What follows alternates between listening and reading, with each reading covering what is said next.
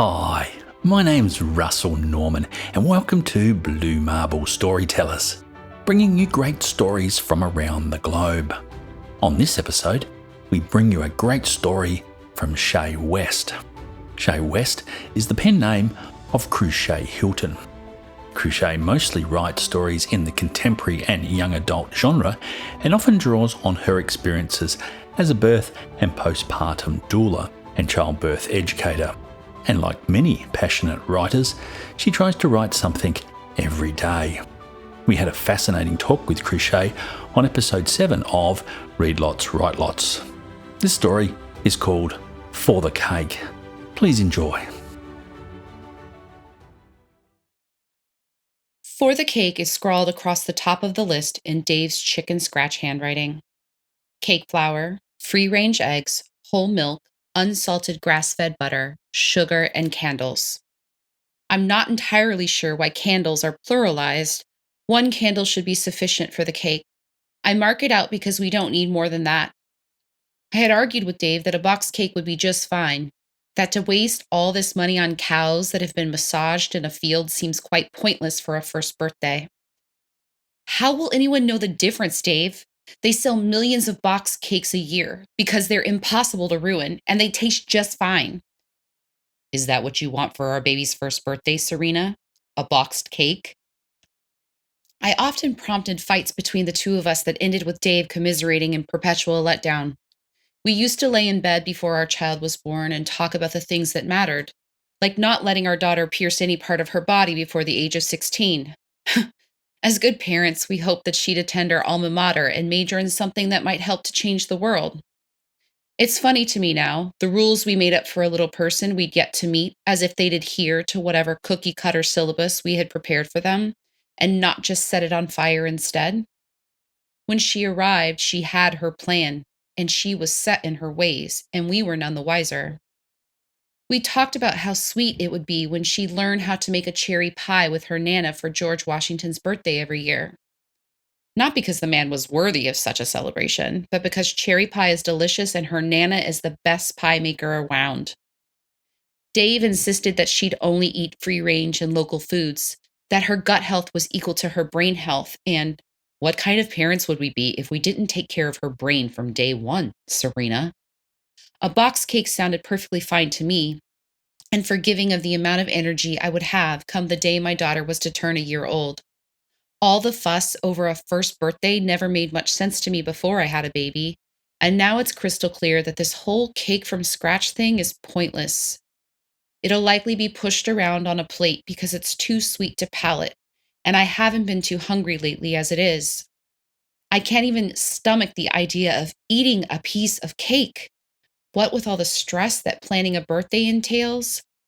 But for my daughter, I'll bake the damn thing. And for Dave, I'll do it for Dave. My shopping cart has an obnoxious wobbly wheel that buckles every time I try to guide it through the aisles in the grocery store. I am the grocery reel in this thing called life. In my first year of motherhood, I buckled plenty of times under the pressure of navigating all the new first, coming to a full stop each time milestones felt too hard. I watch as a woman in produce swipes her thumb across a shiny green apple as if she's waiting for her reflection to appear. The way she rubs the apple on the front of her shirt before she hands it to her toddler is endearing. She's like Dave, only the best food for our little girl. Focus, Serena. Cake flour, free-range eggs, whole milk, unsalted grass-fed butter, sugar, and candle. The cart resists my persistent shoves to move down aisle 3, detouring me past the cheery mother, who probably only feeds her kid organic food and filtered water. I admired her ability to choose the best for her child just seconds ago, and now all I feel is an all-consuming rage at the perfection she displays. Maybe I'll see if she's single. Dave deserves someone who won't be petulant over the baking of a cake. The golden-haired girl gums the flesh of the apple, foamy juices seeping from the edges of her lips. The apple rolls from her hand, obstructing my pathway to aisle 3. I reach for the apple and think about whether or not I should give it to her. She wiggles and stretches out her arms in a gimme fashion. An apple dropped on the grocery store floor might as well be the equivalent of baking a boxed cake, according to Dave, and I have hardly any reservations about handing it over. A small quiver of my hand shows the exchange of giving the child her apple back, so I hand it to her mother instead. She looks better equipped at making parenting decisions than I do. I'd like to pass the back of my hand over the little girl's pinkish cheeks, but that would just be creepy as hell. So I busy them on the handle of my cart. My hand shakes sometimes, and I'd rather the little girl not witness this part of me today. Oh, thank you. Poppy is at that age where throwing things for a response is fun. Are you a mom too? She points to the birthstone necklace around my neck. Amethyst for my February girl. I nod, thinking if I just stay quiet, I won't have to answer too many questions. Well, you know how it is then. They're just so darn cute, even if I do end up picking up the thing 20 times over. The joy on her face every time I hand it back is worth it. My cart releases me from the purgatory that is the produce section with Poppy and her peppy mother. I give the cart a quick run, pushing off with one leg as I used to when I was young, and I didn't give a shit about things like gut biomes and feeding kids proper foods. My body tries to channel the freedom of sadness and few rules of my childhood in hopes that this trip to the store will be uneventful. My right leg scissors back as I drop my toe like the brake of a roller skate, slowing myself in the baking aisle. I get a look from an elderly woman that eyes the overpriced ground golden flax meals and vanilla beans. I'd like for her to move it along so that I can shop for the cake in peace.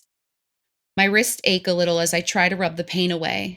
The pains come and go for no reason lately, sometimes in my wrist and other joints of my body. It can't be from lifting our daughter, as it's been so long since I've had to do that. It's not from aggressive prayer either. I gave that up a long ago when the postpartum depression swallowed me whole. Who knew that postpartum depression could last up to a year? Not me. The women in the moms groups said, "Your body changes so much after you have a baby. Nothing is ever the same."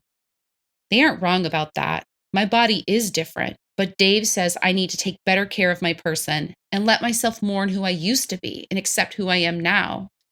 He thinks my pains are psychosomatic. I love Dave, but I think he's psychosomatic. Old blue hair won't move out of the way, so I pace with frenetic energy, with the urge to sing, "Move, bitch, get out the way."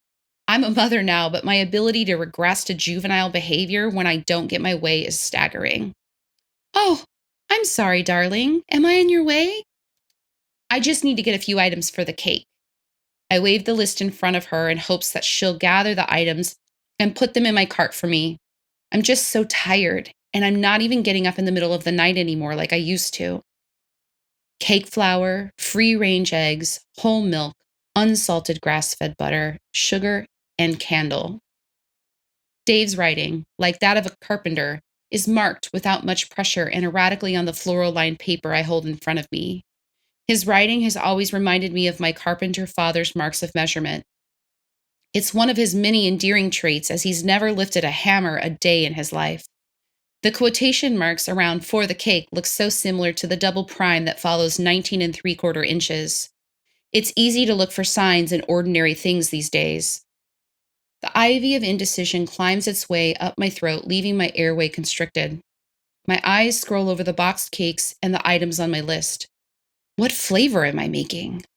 Dave didn't say if this cake was vanilla or chocolate or the kind with sprinkles baked into the batter. For the life of me, I cannot remember what the mommy blogs say about a 1-year-old's preferences when it comes to cake. Is the emphasis on the frosting or the flavor? Would she like pink or purple? Looks like you're making a homemade cake. Not many folks make those anymore these days. Who's the cake for? My lips tremble and press together to trap any potential confessions from tumbling from my mouth. If the words come out, they will crush this old frail woman into a pile of dust. It's for my daughter. She's 1. Oh, that's lovely, dear. All my kids are in their 40s. It's cliche what they say, but you'll miss them being this little. So try to enjoy it, even on the hard days. What's your daughter's name? A desperate panic warms the soles of my feet, telling me to choose the flight and not the fight option. I leave the cart with the buckling wheel because the store doesn't need two of us. Grief is loudest when you're inside your car, parked outside of a grocery store for all of the consumers to see. I'm a broken woman who can't hold the lid shut on her bereavement any longer. The elasticity of my heart snaps like a rubber band that's been pulled beyond its limits. My hands, no longer unsteady, slam on the wheel as I scream out my agony as loud as my ivy-filled throat will allow. The knocking on my window snaps me to attention. My reflection in the side mirror shows a landslide of black mascara down my face mixed with snot. The old woman smiles at me with the caution of a lion tamer at feeding time, afraid that I might bite the hand that is trying to feed my grief. What do you want? My words are unkind, but grief doesn't allow for manners and proper salutations. She holds up the list with a vanilla boxed cake and a tub of chocolate frosting. I give in with a sob that takes my breath away as I unroll my window. You dropped your list. Can I tell you something, mother to mother? It doesn't matter if you make a cake from scratch or not. It's the love you put into it, dear. I'm sorry you lost her. I didn't know you were carrying something so heavy. We didn't name her. We lost her the same day she became ours. Tell your little one happy birthday. Serena, where's the cake flour? I wrote it on the list. Why did you mark off candles? Why didn't we name her, Dave? She's our daughter. We didn't give her a fucking name. We held her for almost 6 hours and we couldn't bother with a name? How will we celebrate a birthday for our child that doesn't even have a name? We caught a lot of shit for that one, not giving our baby a name. We had a list narrowed down to 5. Blake, Lane, Joey, Campbell, Sutton. Dave wanted a traditionally feminine name. Frankly, I wanted a name that allowed my child to stand outside of a boardroom, leaving the people sitting at the table wondering who might walk through the door, man or woman. I couldn't name her until I saw if her lips looked like mine or if she was lucky enough to have received Dave's eyelashes.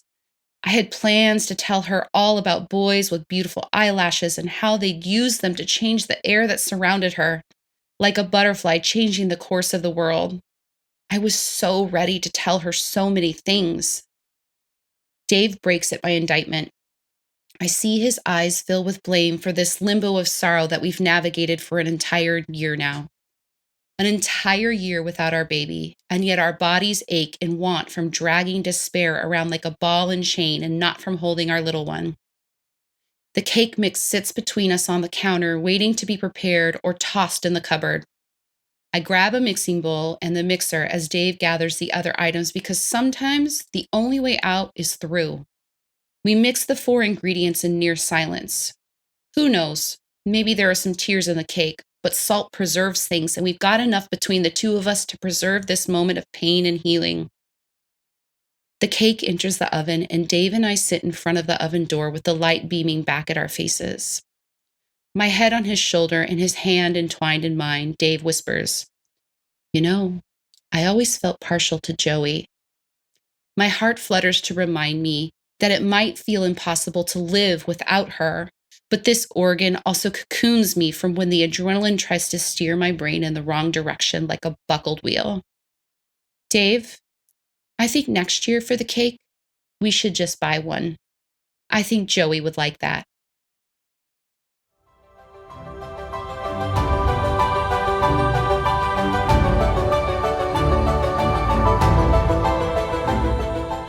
We hope you've enjoyed this story, and if you'd like to provide some feedback, we'd love to hear from you.